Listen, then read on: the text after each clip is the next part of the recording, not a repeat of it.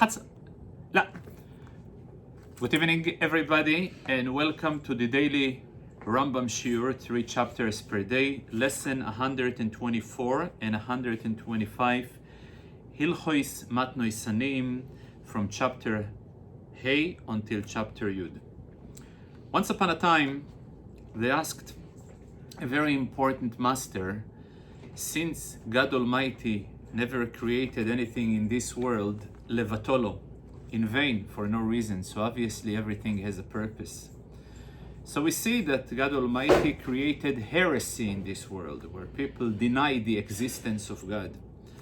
What type of useful purpose we can make out of it? And he answered, because basically when a person, a poor individual who is in need and asks you for help, so you can be a believer and says God will help and you won't do anything about it. So in such a case, it is important to act heretic, as God doesn't exist and you actually taking action upon yourself in order to support and help him. So the idea that each and every item that God Almighty created in this world, obviously you can make a useful, a productive, a holy and a godly thing, even from what we call heresy. On the same token, we can apply it to what we call forgetfulness. We see so much is written against forgetting. If someone forgets even one thing from what he learned, is in violation. God Almighty warns us, be careful not to forget. So despite all negativity we know about forgetfulness, in our case, the discussion of the first chapter of the daily Rambam is about how only thanks to forgetfulness we can perform a mitzvah. And we're talking over here part of the activities that going on the field. And if a person forgot a bundle, whether it's kernels, wheat, or fruits, so the rule is that whatever he forgets belongs to the poor. But in order to apply the term forgetfulness on an item that a person forgets, it must qualify. Typically, we tend to forget something that is insignificant in our life, things that are important to us, things that we are moved by it. We don't forget them. We never forget our name. We never forget good things that we are expecting. Typically, we tend to forget things that we are not that excited about them. So we see that the parameters and the requirement that are necessary in order to define an item as forgetful item, it cannot be, first of all, quantitatively, cannot be more than 2 bundles that a person forgot them. If it is more than 2, it's not a forgetfulness. So another things, if he is working with his employees in the field, in order to qualify for the bundle to be under the term shikha, forgetfulness, so both he and his employees must to forget about the bundle. If only he forgets and they remember, or the opposite, they forgot and he remembers, so it is not called forgetfulness. Also, when we're saying an item was forgetful, we must make a distinction between whether a person forgot it on its own or he was induced into forgetfulness. Many times people getting distracted by external events. Distraction cannot qualify for forgetfulness. So for example, if a person placed a bundle that he is about to collect and some people blocked the bundle or distracted his vision from the bundle, and as a result of it, he forgot the bundle. This is not called forgetfulness, because external events led to the state of forgetfulness. A forgetfulness must be pure internal reality, and only then the bundle qualifies for shikho, for forgetfulness. Location. The time period where the concept forgetfulness will apply only when a person takes the bundles to their last destination. When I say last destination, can be or the place where will be their final storage, or the place that, in case that there is no final storage, that it is digmar melocho. If it was done in any other station while he is on the movement, but it's not towards the final destination, this cannot be defined as shikho. Another thing that cannot qualify for forgetfulness, if that particular bundle of grain or pack of fruits happens to be next to a very famous, notorious location of a tree. If there is a notorious special tree that is famous or by its name or by its shape, so therefore, since very likely he will return to this place again, so the term of forgetfulness again cannot apply in such a scenario. The second chapter of today's Rambam deals with the order of ma'asrot. The literal translation of ma'aser is a tent. Each and every person who owned a field or an orchard, he must, after giving 2%, which is the Tumah, then, since we have a cycle of 7 years, so each and every one of the cycles, in addition to the Tumah, he needs to give first Ma'aser Rishon, a 10%, whatever is left over of the Tumah, to the Levim, Ma'aser Rishon, and then he needs to give at the first, second, fourth, and fifth year Ma'aser Sheni. Ma'aser Sheni is another 10% of whatever was left after him taking the first Ma'aser, needs to be or taken the fruit themselves for their exchange and eat those fruits or exchange of the fruits in Jerusalem, Ma'aser Sheni. However, at the third and the sixth year of the cycle, instead to carry the Ma'aser Sheni or the exchange to Yerushalayim, he must give it away to the poor people. In the 7th year, as we know, the year of Shemitah, and the entire field in Israel will be exempt from any type of Ma'asrot. However, outside Israel, like in the land of Egypt, Ammon and Moab, they were practicing Ma'aser Ani. They were giving a 10% of their harvest even in the year of Shvi'it, in order that the poor people of Israel will be able to rely upon that particular distribution. If a person sells his field, so though a minute ago he had a field and seemingly he was rich, but if at this point he is poor, he will be qualified to collect Ma'aser Ani, a 10% as Ani, as a poor man from the harvest, although a minute ago he was the owner of the field, but after he sold the field, he has a right, like any other poor man, to have access to the Ma'aser Ani of this field.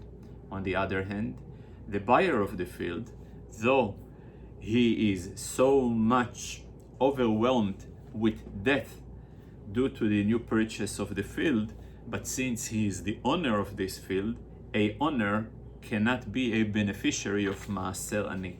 Ma'aser Ani is a gift that the owner must provide to the poor people.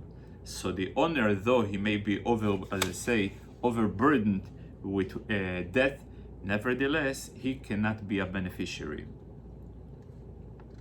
The proceeds of the maaser ani, if it is food, he must eat it. He cannot do any business with it. He cannot even to go and pay a debt with it. What he is allowed to do is to give it into a gemilut chesed, a act of kindness that he's not expecting anything in exchange for it. Okay. This is the only way a poor man can really benefit from the maaser ani that he receives. And the third chapter of today, as well as the 3 chapters of tomorrow, so it is the final 4 chapters of Hilchot Matnot Aniyim, the Rambam covers one topic which is known to us as Tzedakah, charity. By the way, in Hebrew, the term Tzedakah is not really a charity in English, which applies to an act of kindness. A person is really volunteering to act upon, but the roots of the word tzedakah comes from the word tzedek, justice. God Almighty created the entire ecosystem where, in order to maintain a balanced growth and furthering and progress, must always be a seder hishtalshelut, an order of a mashpia and mekabel, a giver and receiver. So since the entire foundation of the world is olam chesed ibaneh, since always the building must be reflecting the foundation of the building. So if the foundation is upon the act of kindness, the actual continuation must be also upon the act of kindness. So for that reason, the idea of tzedakah coincides with the term justice. The importance of it we can see from the fact that throughout the entire Yerushalmi Talmud, they are being referred by default. Anytime that the word mitzvah is mentioned, the reference is toward the mitzvah of tzedakah. The Alter Rebbe explains why. Since the purpose of the entire mitzvot which were given to us to perform in a physical world with physical objects is in order to refine and to elevate the physical world into a godly and a spiritual reality.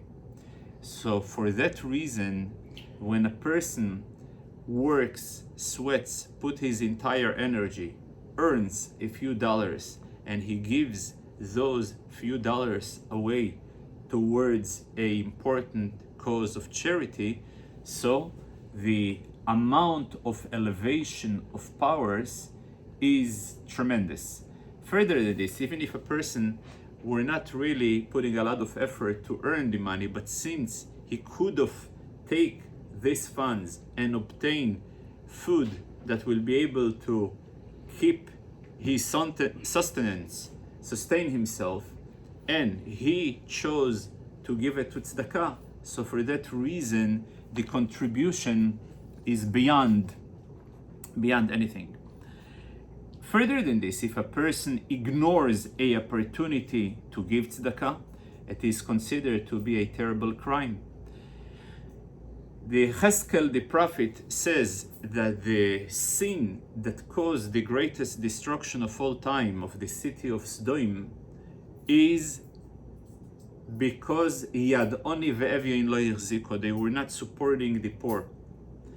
So the definition of this mitzvah is to give according to the need of the person who is in need, whether he needs food, clothes, house, to marry him off. if he is even accustomed in his good heydays to ride on a horse and to have a slave run in front of him, he gotta supply him this as well, if this is what he really needs. There is no obligation to make him rich, but there is an obligation to go and supply his basic needs. This is all if a person has the means to respond to the needs of the poor man. However, if a person doesn't have the means to really supply and whatever the poor man needs, so then he ideally, mitzvah min hamuvchar, the most ideal way, he should give him 20% of his assets towards the needy. Midah beinunit is a tenth. Anything less than a tenth, than a maaser of his assets, it's considered to be ayin ra'ah.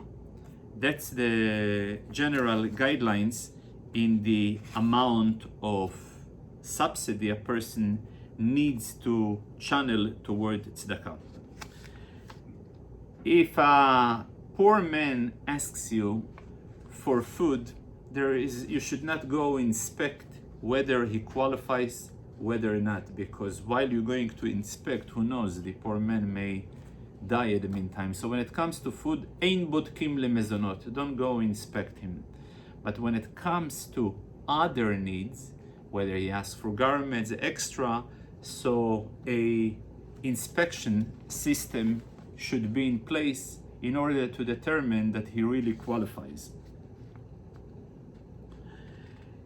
We are not just feeding the Jewish poor people, but even non-Jews, we're feeding them as well, mipnei darkei shalom. If a person is rejecting to give tzedakah and you know that he is capable to give, so the community is able to enforce it upon him, part of the duties of our community to keep the community in a generous mode. On the other hand, if the tzedakah collectors, they are aware about an individual who cannot say no, anytime you will approach him, even though his situation won't allow, he will give nevertheless, and he will himself put himself into a stress. So then it is forbidden to go and ask him. Further than this, if a person goes and presses him for money, so God Almighty will punish the collector, as it is written, upakadeti al kol lochatzav. God Almighty will pay upon those people who are oppressing him and putting him into a stressful condition. When it comes to prioritize, of course, many poor people coming to beg you. So you should prioritize, first of all, the people from your town, the people who are related to you, and only then to the rest of the world. In the next chapter, the Rambam deals with the definition of charity as a neder, a vow, and how far it is allowed to change a designation of a charity from one to another. Let's say if the community collected money towards a Farbrengen and you want to change it towards another project. They collected for a shul and right now something came up. As long as the alternative is a mitzvah, you are allowed to go and change the designation of the money. Further than this, even if a shul, a community collected money for a shul, they managed to purchase the material, the building material, and a new situation arose, an opportunity of pidyon shvuim. Pidyon shvuim is where somebody is being captivated, whether by pirates or by tyrannic governments or other authorities, and with a sum of money you can redeem him. So the rules, they should sell all the building materials that they have purchased and collect more money in order to redeem the captives, because there is no greater mitzvah, since it is associated with so many psukim, lo ta'amod al re'echa ve'atzel lekuchim mimavet, and for that reason it is a very big mitzvah. Talking about Pidyon Shvuim, the Rambam writes as well that when I'm releasing a person who is captivated by the abductors, so I should not pay for him, for his redemption, more than their average price for similar cases. The reason, not to give incentive to those people, to those bandits, keep abducting other people and demand astronomical sums of money and hope to receive it. So for that reason, even when I'm redeeming it, I would not redeem them more than the market value of such a situation. On the other hand, don't try to sneak out a person who was captivated in the hands of the captives. So by you trying to sneak him out from their hands, you may be successful this time. However, those people, next time that they will abduct somebody, they will enforce so much ties upon him that they will ensure that nobody will be able to release it, but their insurance will be connected to a very harsh condition that they will introduce to their captives. So for that reason, don't try to sneak a person who was already captivated. It's called lehavriach oto, to take him out from there, because then it will lead in the future to give them an incentive to make their life of their captives very harsh. If there is a male or a female, who should I release first from captivity? And the answer, I would release first a woman. The reason, because her embarrassment is much greater than the embarrassment of a man. In the second chapter of tomorrow's Rambam, which is the 9th chapter of Hilchos Matnot Aniyim, the Rambam deals about the institution of the community by imposing a system that will take care of the needs of the community. It reminds me a story that once upon a time, one of the greatest rabbis in the previous generation, a male from Lublin, he was the founder of the Daf Hayomi custom that is taking place amongst many communities. So once he came to collect money, to raise money for his yeshiva, Chachmei Lublin in Poland. And he came to a house, and in this particular house, they were not only they didn't give him a donation, but they were also not too pleasant with him. He turns to them, he says, listen, I'm not a female, and I don't need two kapois, kapara. They looked at him, he says, what do you mean? He says, the halacha is that a pregnant woman on Erev Yom Kippur, when we make a kapara, she takes 2 chickens, one male, one female. The reason, if it is female, it will cover for her the chicken. Some people take 3, and if it is male, so she makes a kapara with the male chicken for the possible fetus that he may be male. So he says like this: many times I'm coming to a house and they are very not nice to me, but they're giving me a nice check. So he says kapara about the niceness, but at least I got something that can support the yeshiva. On the other hand, some people, they don't give me money, but they are very nice. They are greeting me with a smile, and they are very pleasant. So I say kapara, they check, but at least they were nice to me. But when I came out of your house, I got 2 kapara. Kapara, you didn't give me a check, and a kapara, you were also terrible and very unpleasant to me. So talking about 2 kaparot and 2 kupot, each and every Jewish community, they generally have 2 kupot. 2 kupa is a pushke, but kupa is also a foundation. One type of a foundation, what we call it today, a food bank, and another which is called kupa shel tamchui, food bank, where you're actually supplying food, fruits, vegetables, bread, meat, whatever the community need, and you're going from house to house and you're collecting the items that the people are donating, and you're distributing it to the poor people. Then there is kupa shel tzedakah, where you're not actually collecting food items, but you're collecting funds in order to supply for those people who are in need, whether food, whether clothes, whether weddings, anything that is in need.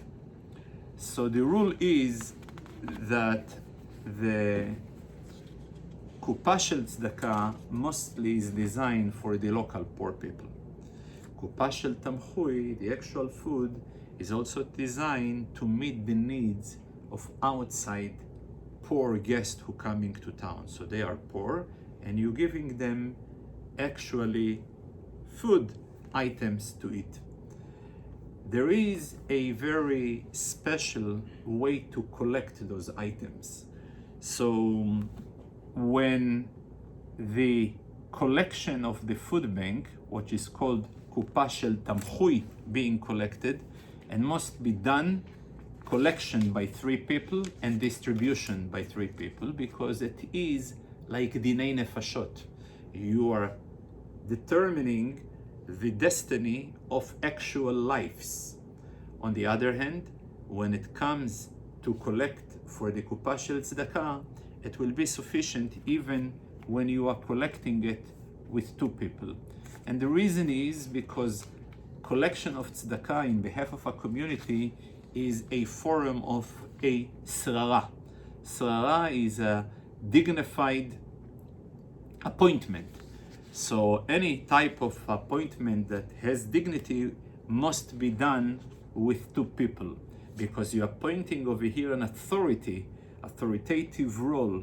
Any form of authority comes in a form of 2. In order for a person to qualify to be a receiver of tzedakah, he must be in the proper threshold. And for example, if a person has in his possession 2 meals, he is forbidden to collect from the food bank until he finishes the 2 meals. If a person has in his possession 200 zuz, he is forbidden to be a receiver from the kupa shel tzedakah. Even if a person has less than this, but he has 50 zuz, but he is in the business world, so he is also forbidden to collect from the tzedakah, because it is considered a person who is financially independent. If you're financially independent, you're not allowed to collect from tzedakah.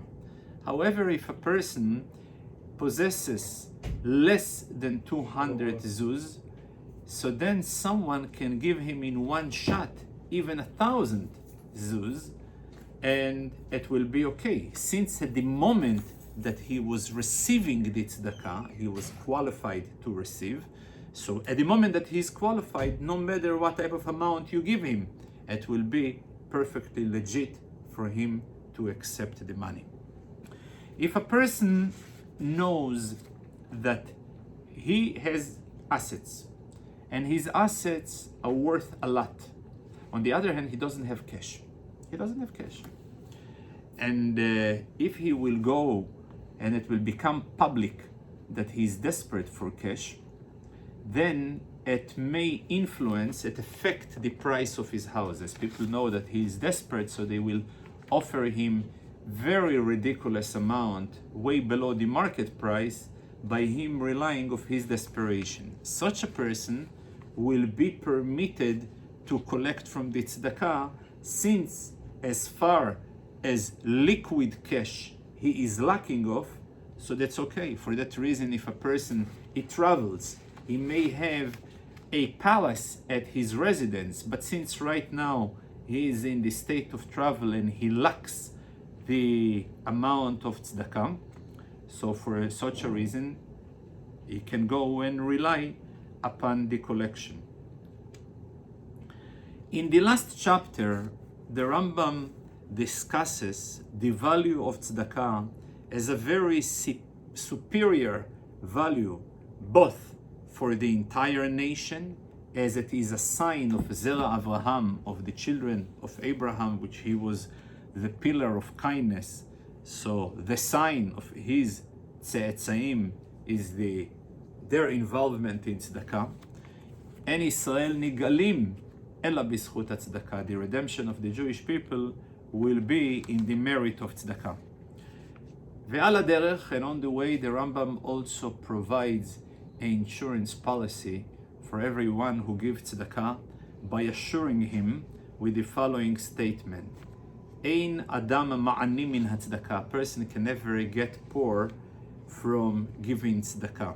Further than this, our sage is teaching us, where it says in the Torah, aser te'aser, so comes to teach us, aser, when you're giving 10% of your profits to tzedakah, kedei shetit'asher, in order to make you rich.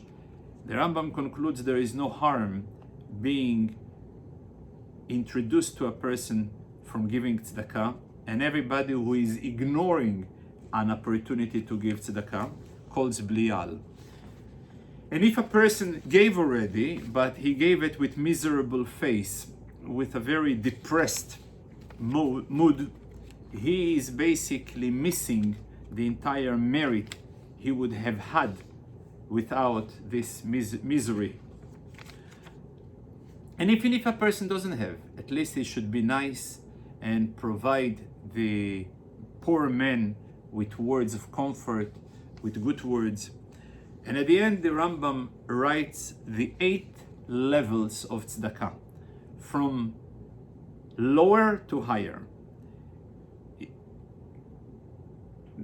First of all, from highest to lowest.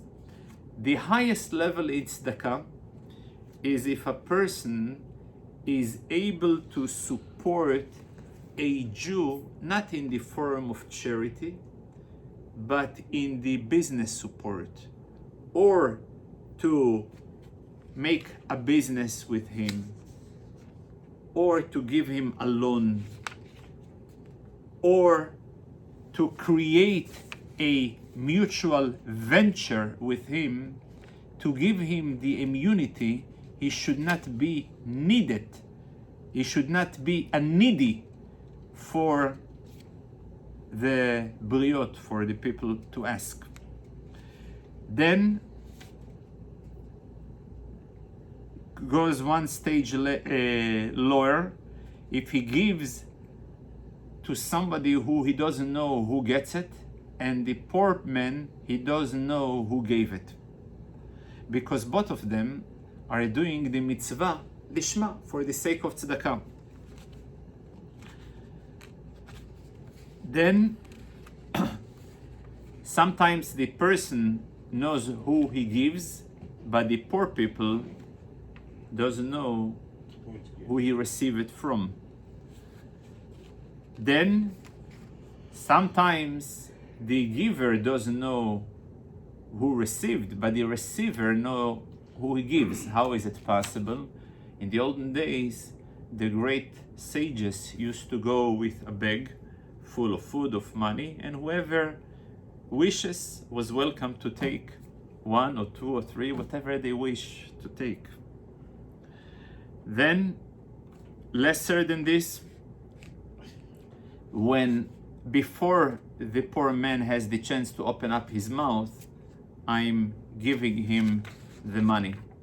Then, after he asks, in response to his request, I'm giving him.